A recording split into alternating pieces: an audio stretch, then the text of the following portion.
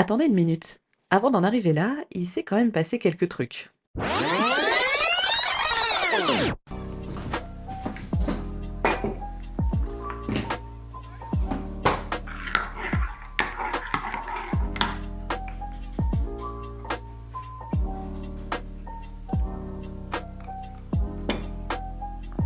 Hello!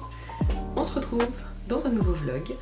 Dans mon dernier vlog, je vous montrais les 3 personnages que j'ai fini d'illustrer et de mettre en couleur. Je suis très contente de leur avoir donné vie.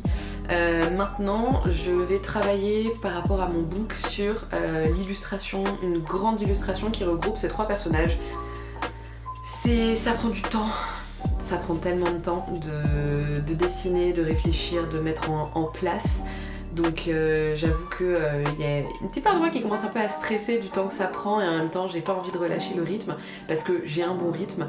À côté de ça, cette semaine j'ai aussi terminé mon illustration du 3e texte illustré que je vais vous partager. Je suis assez impatiente. Il faut savoir que je suis quelqu'un qui fonctionne beaucoup avec des allégories. Je sais... J'arrive jamais à savoir véritablement la différence entre une métaphore et une allégorie, donc je suis désolée si je n'utilise pas les bons termes. C'est pour ça que je suis aussi fan de Taylor Swift, parce que c'est quelqu'un qui fait beaucoup ça aussi. Et j'ai toujours du mal à exprimer ce que je peux ressentir simplement. Il faut toujours que je fasse une métaphore ou quelque chose. Forcément, j'ai aussi conscience que parfois ça peut rendre mes textes un peu plus inaccessibles. Alors attention, je n'entends pas du tout par là que mes textes sont compliqués pour le commun des mortels, je ne sais quel bullshit. C'est juste que je peux comprendre que parfois, et j'ai pu le constater des fois quand je fais lire des textes à mon mari, parfois il me dit on a du mal en fait à vraiment savoir de quoi tu parles parce que pour toi c'est quelque chose de limpide et une fois que tu nous le dis, ok c'est limpide, mais parfois ça peut être un peu plus compliqué parce qu'on n'est pas dans ta tête quoi. Et là-dessus je le comprends complètement, j'ai mon propre langage, il y a certains verbes et certaines actions, certaines métaphores que je vais utiliser qui sont littéralement dans mon langage. Je sais pas, la danse par exemple, quand je vais parler d'une danse, ça va pas être physiquement une danse, ça va plus être l'expression d'une émotion par exemple. Et donc pour ce texte que je vais vous présenter, qui s'appelle Pandore, je pense que tout le monde connaît Pandore maintenant, mais c'est une... alors je vais pas rentrer dans les détails, mais c'est la fameuse boîte de Pandore qui, lorsqu'elle s'ouvre, déverse tous les maux du monde, enfin tous les maux de la Terre sur le monde et ce qui a créé la jalousie, les trucs négatifs quoi en gros. Et en fait, moi c'est une métaphore qui m'a toujours... Enfin, c'est une histoire qui m'a toujours intriguée, parce que évidemment très tragique, mais très belle aussi dans la métaphore, je trouve. Parfois, j'ai l'impression que ma tête, c'est la boîte de Pandore, et que parfois, je me perds dedans. Et j'avais très envie en fait d'illustrer à travers cette figure ce truc qu'on peut avoir tous, je pense. Dans ce texte, je me mets un peu dans la peau de Pandore, mais plus comme si elle était prisonnière de sa boîte. C'est pas forcément comme elle l'ouvrirait et que tous les maux du monde se déverseraient, mais plus comme, au fond, c'est elle, c'est ce qu'il y a dans sa tête, et donc c'est tous ses doutes, c'est toutes ses craintes. Il y a vraiment, vous savez, ce sentiment quand vous en avez tellement dans la tête que ça devient même compliqué de se réouvrir au monde autour de vous, tellement vous êtes absorbé par vos pensées et par tout ce que vous avez envie de connaître et de retenir et de voir. C'est bien évidemment, peut-être pour ceux qui sont concernés, ça évoque énormément le TDAH. Donc c'est également cette espèce de métaphore de cette espèce de... quand ta tête devient ta propre boîte de Pandore en fait. Et donc voilà, à un moment, je me suis posé la question de comment mes textes pouvaient être reçus, sachant que j'écris pas forcément des textes très joyeux. Alors, faut savoir que je suis un peu ce cliché de l'artiste qui trouve de l'inspiration dans la tristesse. J'ai beaucoup de mal à écrire sur la joie, sur le beau. J'ai ce côté un peu drama queen là-dedans. Et donc, des fois, je me dis, bon, c'est peut-être un peu trop triste en fait, et peut-être que les gens n'accrocheront pas parce que je mets des mots sur un sentiment pas forcément heureux. Et en même temps, J'écris ce qui moi m'intéresse personnellement, ça m'intéresse pas trop les textes sur le bonheur par exemple. Je pense que ça m'intéresse plus quand je ressens une émotion forte et qui est négative. Ça m'intéresse plus de lire le vécu et le ressenti d'une autre personne, d'une personne tierce, qui va faire écho à mon propre ressenti. Parce que parfois je vais avoir plus de mal à accepter ou à comprendre mon émotion négative, alors que mon émotion positive, et j'ai pas besoin de lire un texte et de me dire ah c'est incroyable, elle pense exactement comme moi, elle ressent exactement. J'ai pas besoin, je me sens pas seule dans mon bonheur. Alors que j'ai tendance à plus me sentir seule dans ma mélancolie ou dans ma tristesse, ce genre de choses. Mais je peux comprendre aussi que ça peut être traînant parce que t'as pas envie de lire un texte déprimant, bien évidemment. Du coup, qu'est-ce que j'aimerais vous montrer dans mon vlog ? Déjà j'aimerais avancer sur ma grosse illustration. Ça me fait un peu peur, pourrait me prendre beaucoup de temps. Donc ça, je vais devoir aussi un peu faire attention à pas me perdre dans l'illustration et à quand même rester réactive. Et à côté de ça, j'aimerais voir quel autre texte j'aimerais sélectionner pour l'illustrer, sachant que j'en ai plusieurs en lice, des plus légers et des plus durs, donc je ne sais pas encore. Donc voilà un peu le programme qui nous attend, et puis on verra ce que la semaine nous réserve.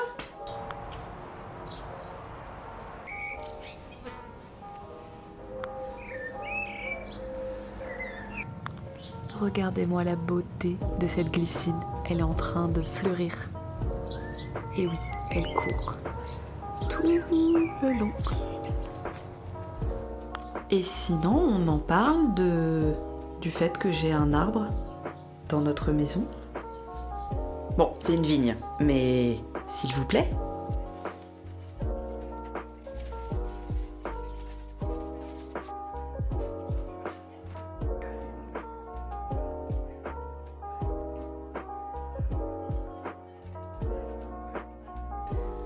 J'ai très envie de faire genre une sorte de setup un peu élaboré, si on veut, sur mon bureau, parce que vraiment, je trouve mon bureau sans âme.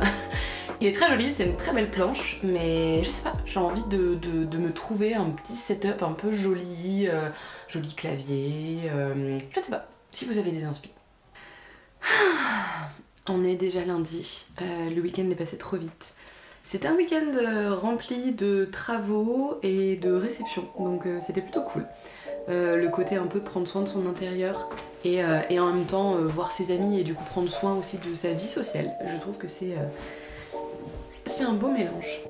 J'ai un peu pris une sorte de décision ce week-end pendant que je réfléchissais au vlog et au fait que je crois que j'ai envie de vous partager parfois un peu plus de choses qui n'ont pas forcément de rapport avec les travaux que je fais en ce moment, à travers les projets que je fais en ce moment, mais qui vont quand même vous partager un peu qui je suis, ce que j'aime, comment je fonctionne.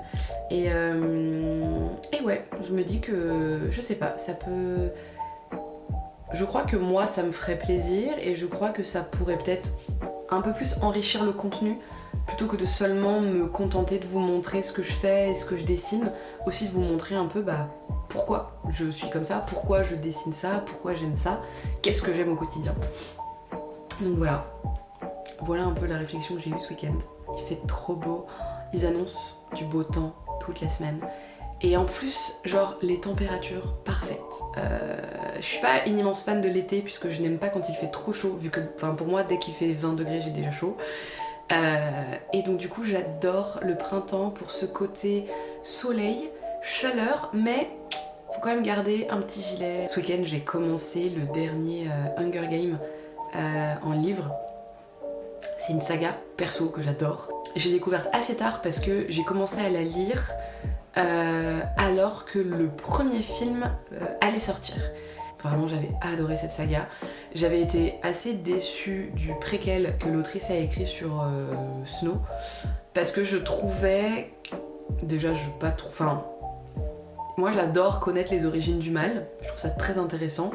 Sauf que là c'était pas cohérent et je trouvais limite qu'on pouvait développer de l'empathie pour Snow. Et tu comprends pas trop, enfin je sais pas après si vous l'avez lu mais... Moi j'ai pas très bien compris le revirement de situation, il y a un truc qui collait pas chez moi. Par contre j'adore l'univers, vraiment l'univers de Hunger Games, elle est... qu'est-ce qu'elle est douée pour te replonger dedans, bref. Et donc j'étais assez frileuse de lire le préquel qu'elle a écrit sur Haymitch, aussi parce que personnellement j'aime bien moi avoir des petites infos, mais pas non plus qu'on m'explique de A à Z comment la personne est devenue qui elle est. Et en fait, à force de voir, je suis hyper influençable, à force de voir tellement de gens en dire du bien, et notamment de voir que l'autrice avait un petit peu aussi, disons, rétabli le fait que beaucoup de gens se sont mis à apprécier, si on peut dire, le président Snow, alors que c'est un monstre, mais surtout suite au film, il y avait un peu ce côté attendez, je vais vous réexpliquer, je vais vous rétablir un peu. J'ai craqué, je l'ai commencé et je suis presque à la moitié et franchement il est trop bien, genre je suis trop contente. Il y a 2-3 détails qui m'ont, sur le moment, qui m'avaient un peu agacée, un peu en mode ah, est-ce que c'est pas un peu trop du fanservice? Et en fait c'est logique. En vrai, j'y ai repensé après coup et je me suis dit bah non, en fait c'est logique dans l'histoire, on savait un peu déjà ça, on s'en doutait, donc du coup c'est pas incohérent que ça arrive là. En ce moment, il y a un truc que j'adore faire maintenant que le printemps est là, c'est me promener dans le jardin. Je sais pas si vous avez ce souvenir là, mais quand j'étais petite, j'ai ce souvenir de ma mère en train de se promener dans notre jardin et de regarder les fleurs et les plantes et tout. J'ai grandi un peu en campagne, donc le rapport à la nature, on faisait pousser nos trucs, enfin bref, ça je l'ai toujours eu, mais j'ai vraiment développé un amour des plantes et des fleurs, mais surtout des plantes, je dirais quand j'ai commencé, il y a peut-être genre à peu près 7-8 ans, et tu sais, bah, quand tu vis en appart, bah bon, bah dans le meilleur des cas, t'as un balcon, donc tu peux faire pousser tes petites tomates cerises, des petits plants, un peu de culture par-ci par-là. On a fait des radis, on a déjà réussi à faire des courgettes, mais bon, c'est quand même assez classique. Et le fait d'être en maison et d'avoir un jardin, et alors nous on a eu beaucoup de chance parce qu'on n'a pas un jardin très grand, mais par contre il a été extrêmement bien entretenu et il y a des fleurs de partout, mais c'est à dire qu'on a je pense dans la petite taille de notre jardin on a je pense entre 15 et 20 espèces de plantes et de fleurs d'arbres différents, et là en fait tout est en train de d'éclore, donc c'est génial parce qu'on a emménagé dans notre maison en décembre, on a emménagé quelques jours avant Noël. Et donc du coup, quand on avait visité la maison au mois d'août, on avait vu le jardin qu'on trouvait très très beau et on avait été très éblouis, mais tu sais, t'es pas chez toi, donc tu vas pas non plus jusqu'à inspecter toutes les plantations et comprendre quelles fleurs et quoi, etc. Mais on avait eu un gros coup de cœur notamment sur le jardin. Et du coup, là, le fait que ce soit notre propre jardin et de le voir en fait s'ouvrir et éclore, littéralement éclore au printemps, c'est trop beau, enfin vraiment c'est super beau et ouais c'est un vrai plaisir et donc du coup tous les matins je vais dans mon jardin, je bois mon petit café dehors et je regarde les fleurs et j'observe en fait l'évolution de la nature, et là je me suis dit je fais exactement comme ma mère faisait il y a 20 ans et je comprenais pas à l'époque, et en fait mais je comprends tellement maintenant. Je comprends quand tu plantes un bosquet, j'ai planté des hortensias les gars. C'est ma fleur préférée de jardin. Et j'en ai eu dans chacune de mes maisons avec mes parents, mais j'ai toujours rêvé d'en avoir genre à moi, tu vois, mes hortensias à moi. Et du coup, le fait de planter ton arbuste et de le surveiller, de voir, ok, est-ce que là il y a des petites pousses qui arrivent et tout, je comprends. Maman, je te comprends. Voilà, ça y est, j'ai compris. Je pense même que je vais l'appeler pour le dire, j'ai compris. Ça recharge mes batteries. Et je me suis rendu compte que je mettais pas assez de plantes et de fleurs dans mes dessins. J'ai toujours eu le plaisir de mettre de la végétation, mais je me suis beaucoup contentée à de la végétation assez facile à faire, tu vois, les petits lierres, les trucs comme ça. Et je me dis là, il faudrait quand même que je sois un peu plus à intégrer de la fleur et de la nature dans mes illus, quoi. Par contre, le printemps, tout ça c'est bien sympa, mais le pollen veut ma mort. Mes allergies là, qui n'en peut plus.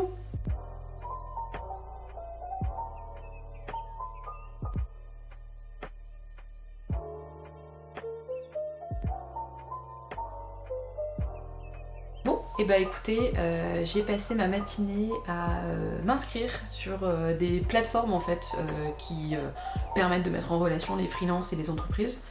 Et qui peuvent aussi, notamment l'une d'elles, me permettre de trouver des contrats. Comme je vous le disais précédemment, j'ai un début d'année qui est quand même assez calme. Ce qui est pas spécialement un problème parce que j'avais un peu anticipé tout ça et du coup j'ai suffisamment travaillé l'année dernière pour pouvoir absorber le manque d'activité en début d'année. Mais du coup forcément je suis un peu obligée de préparer en amont mon activité pour la suite de l'année, voire pour l'année prochaine. Et je sais que ça prend beaucoup de temps. C'est vraiment pas facile de trouver des contrats dernièrement. J'entends beaucoup de graphistes de freelance qui ont du mal, qui galèrent. Je sais qu'on est très impacté par l'utilisation de l'IA. D'ailleurs, s'il vous plaît, ne le faites pas. C'est mauvais pour notre travail et ça détruit la planète. Voilà. Donc ne le faites pas. Et en plus, vous donnez vos informations personnelles à un algorithme qui est possédé par des gens qui peuvent faire ce qu'ils veulent avec ce que vous leur donnez. Donc vraiment, un graphiste, un freelance, ça sera toujours mieux qu'un ordinateur. C'était le petit message de prévention. Bien évidemment, comme c'est pas vraiment un sujet... j'ai aucun problème à débattre sur l'utilisation de l'IA ni quoi que ce soit. Je pense que ça peut être un point très positif pour certaines choses, mais tout ce qui touche l'utilisation de l'IA dans le domaine de l'art et dans cette espèce de vision de on va remplacer des êtres humains par des machines, personnellement j'ai beaucoup de mal avec ça. Je suis peut-être pas très progressiste, peut-être, mais en attendant voilà, c'est vraiment pas un sujet que je vais forcément blablater dans mes vlogs, mais je sais que voilà, j'entends beaucoup de témoignages de personnes qui sont dans ma profession et qui souffrent de ça, et ça me fend le cœur parce qu'il y a des gens tellement compétents, mais bref, c'est un autre sujet. Tout ça pour dire que, étant donné que je vois que le contexte actuel est compliqué pour trouver des missions, je préfère m'y prendre à l'avance. Je préfère me retrouver avec du travail qui n'était pas prévu, mais me mettre en sécurité pour les prochains mois, voire années à venir, plutôt que de me réveiller au dernier moment. Donc écoutez, on verra ce que ça va donner. Faut pas se mentir, il y a aussi énormément de gens sur le marché du freelance et notamment du coup du graphisme.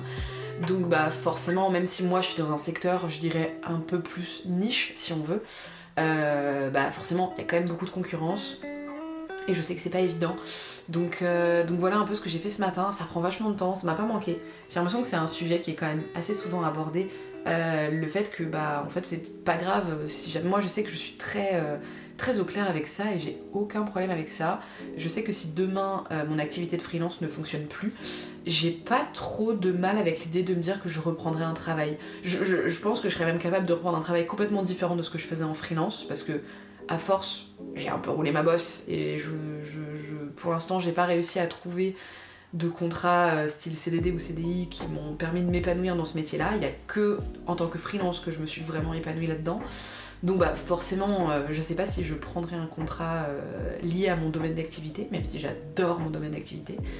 Mais je suis très au clair avec ça. Genre, je sais que je mettrai jamais ma stabilité financière en jeu. Vous savez, quand on est free, on le sait qu'on signe pour une instabilité. Parce qu'on sait jamais quand est-ce qu'on aura des contrats, on sait jamais ce que va donner la technologie, ce que va donner l'avenir, ce que va donner nos métiers. Et ça c'est vraiment quelque chose, si jamais vous hésitez à vous mettre en freelance, c'est vraiment un truc, malheureusement vous ne pourrez pas échapper à ça, à moins que vous ayez, mais vraiment beaucoup de chance, et que vous ayez un panel de clients qui est déjà présent avant que vous vous mettiez en freelance.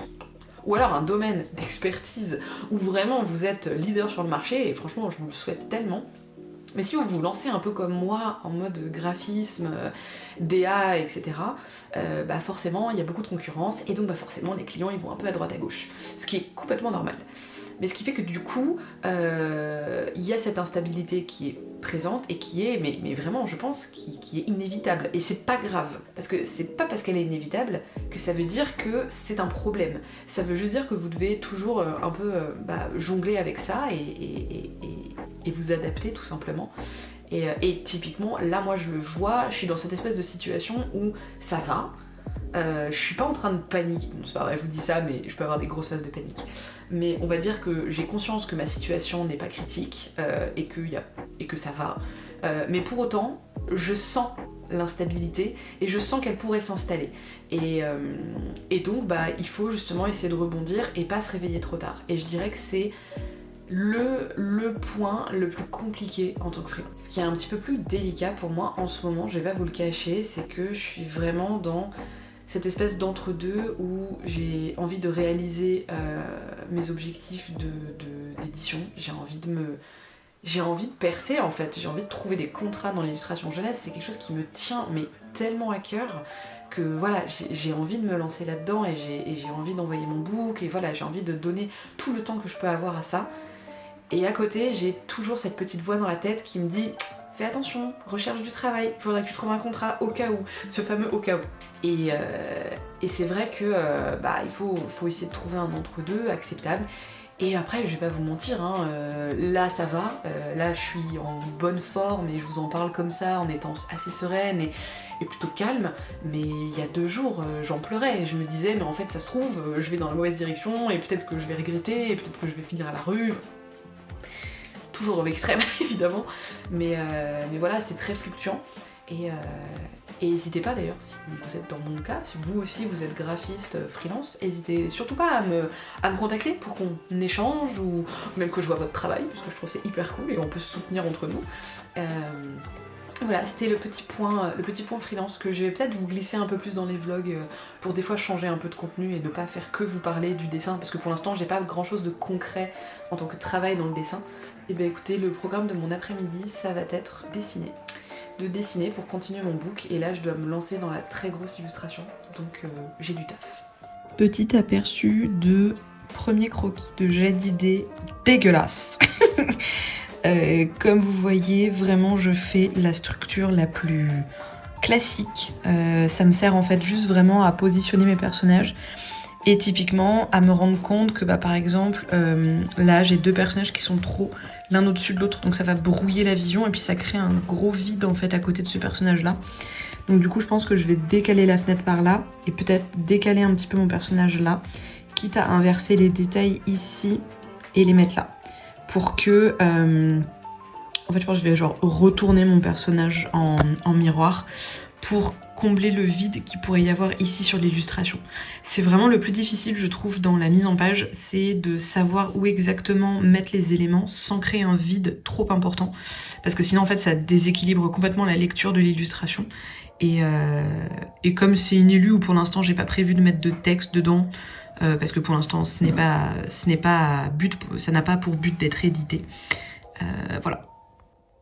Et c'est déjà mieux en termes d'équilibre. Il n'y a pas encore tous les détails, bien sûr, je vais pas m'amuser à les faire, mais j'appelle vraiment ça le croquis post-it. C'est là où tu mets ton petit gribouillis, et ensuite tu vas faire ton premier vrai croquis, qui va être très laid aussi, mais qui affine un peu plus le croquis post-it.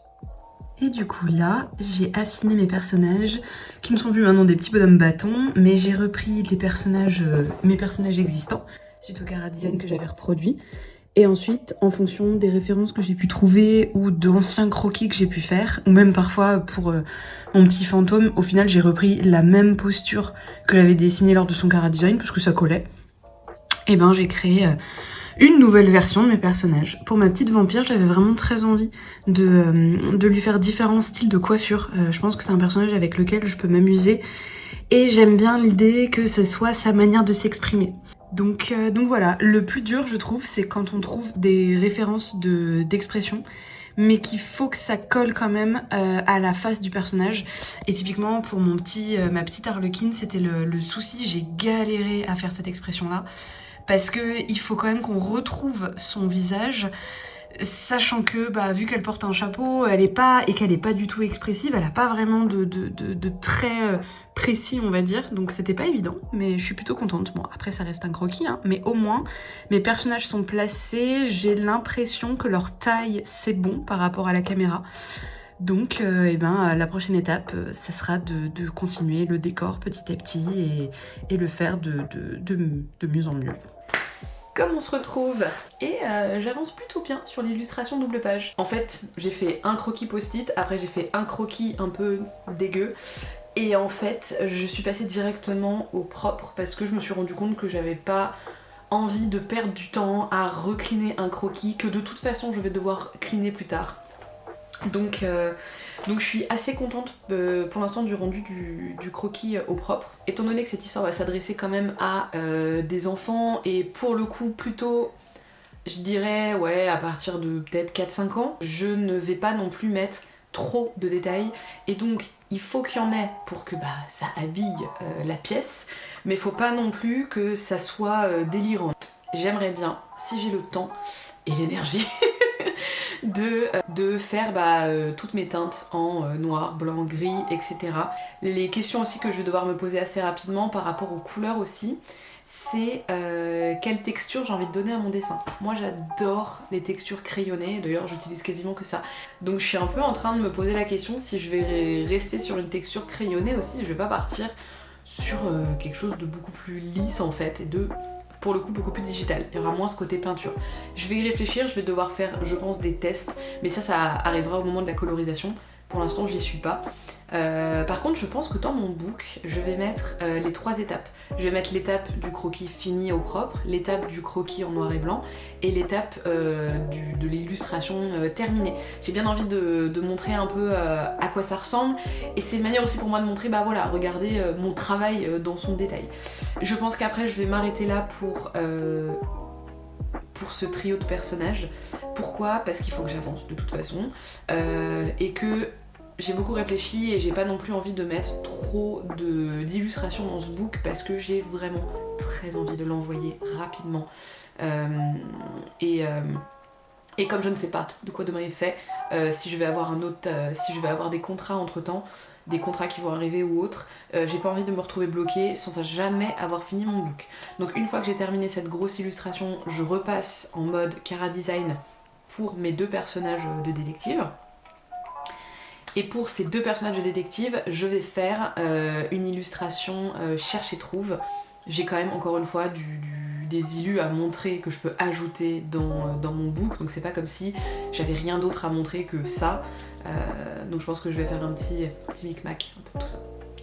Bon, j'ai commencé à faire les teintes de gris, de blanc, de noir, mais j'avoue que là j'en peux plus. Le fait d'avoir fini tout mon croquis, mon line-up, et là de réfléchir à toutes les teintes, c'est vraiment plus compliqué que ce que je pensais, parce que vu que c'est une grosse illustration avec beaucoup de détails, forcément les nuances de couleurs, du coup, c'est assez compliqué parce que je dois faire en sorte qu'il y ait une bonne lecture de la couleur de l'illustration, et en même temps, du coup là je suis KO, je pense que je vais faire une pause pour aujourd'hui, et je reprendrai demain.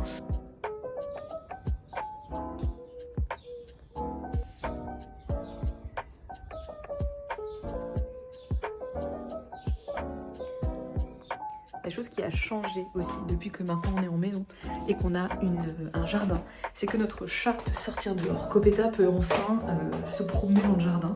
Alors ça va, on a un jardin qui est délimité par des murets, donc c'est plutôt rassurant. Mais du coup c'est très nouveau pour elle et c'est très nouveau pour nous aussi. Et donc du coup je passe mon temps à la chercher.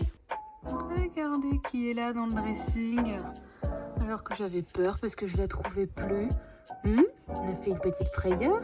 On est vendredi. Je suis tellement impatiente d'être en week-end. Et écoutez, c'était une semaine assez productive. C'est très très chouette quand ça se passe comme ça. Genre vraiment, c'est un bonheur. J'ai l'impression que une semaine sur 2, je suis productive. Et là, c'était la bonne semaine. J'ai fait toutes mes nuances de gris. Bon, alors au début, j'avais envie de traiter aussi la lumière, l'éclairage et tout. En fin de compte, je pense que comme de toute façon, ma lumière va être très très sobre, enfin assez simple, vu qu'encore une fois, je m'adresse à un public assez jeune. Je me suis dit que j'allais pas perdre de temps à mettre tous les détails de lumière. Là, c'est surtout en fait pour savoir si je mets une couleur plus ou moins foncée ou pas. Mes petites chauves-souris, en fait, elles vont chacune avoir une couleur différente et elles vont luire aussi. Donc voilà, ça va changer, mais déjà, ça m'a un peu aidé à visualiser les endroits visibles de la pièce. Et typiquement, j'ai une grosse interrogation, par exemple, je trouve que le tapis est trop voyant, donc je me tâte en fait à foncer le tapis pour qu'au final il soit posé en tant qu'élément de déco sur le sol, mais que ça soit pas un élément qui se voit, c'est plus un élément qui habille. Donc voilà, c'est ce genre de petites choses à quoi ça me sert en fait de faire les teintes. Mais en tout cas, je suis contente et c'était du boulot, hein. Et voilà, c'est ainsi que s'achève ce 4e vlog. Merci beaucoup de l'avoir regardé jusqu'au bout, et en attendant le prochain, prenez soin de vous et de votre créativité.